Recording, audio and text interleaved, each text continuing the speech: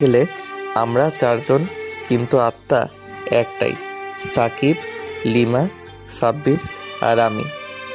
এখন গল্পে আসা যাক। কলেজ জীবন আমাদের ভালোই চলছিল। লিমা আমার অনেক কেয়ার করত, বলতে গেলে ওর সব কথা আমার সাথে বেশি শেয়ার করত। প্রথমে বন্ধুত্ব থাকলেও আস্তে আস্তে আমার জীবনে লিমা অনেকটা জায়গা দখল করে নেয়, কিন্তু জানতাম না এটাই আমার জীবনে সবচেয়ে ভয়ঙ্কর আধার ডেকে আনতে চলেছে।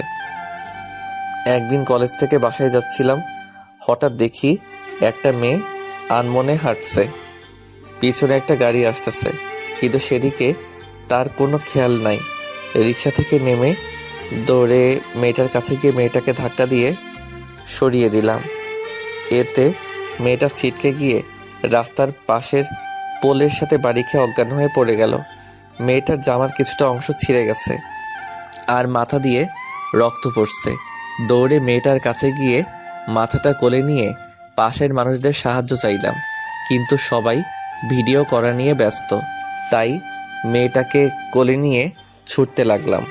পাশ দিয়ে যাচ্ছিল লিমা, সেদিকে আমার কোনো খেয়াল নাই। হাসপাতালে নিয়ে মেয়েটাকে ভর্তি করে মেয়েটার ফোন থেকে ওর বাসায় ফোন দিলাম। মেয়েটার আত্মীয় স্বজন আসলে আমি বাসায় চলে আসলাম। বাসায় আসতেই সন্ধ্যা হয়ে গেল।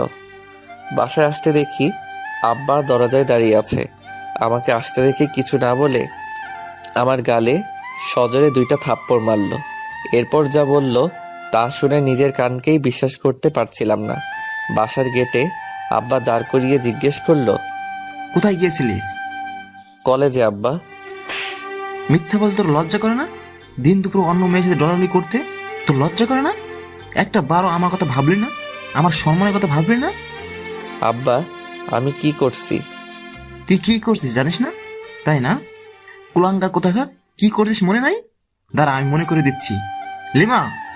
আব্বা লিমা বলে ডাক দেওয়ার সাথে সাথে লিমা ঘর থেকে বেরিয়ে আসলো। দেখলাম ওর চোখে পানি।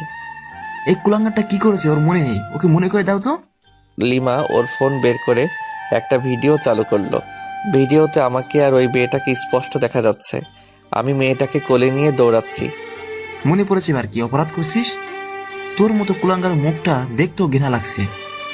আব্বা, আমার কথাটাকে শুনো প্লিজ। কি শুনবো তোর কথা? অপরাধ করেও তুই মুখে মুখে কথা বলছিস? আচ্ছা, তুই কি সত্যি আমার সন্তান? এই কথা শুনে মা কাঁদতে লাগলো। মায়ের কান্না দেখে আমারও চোখের পানি চলে আসছে।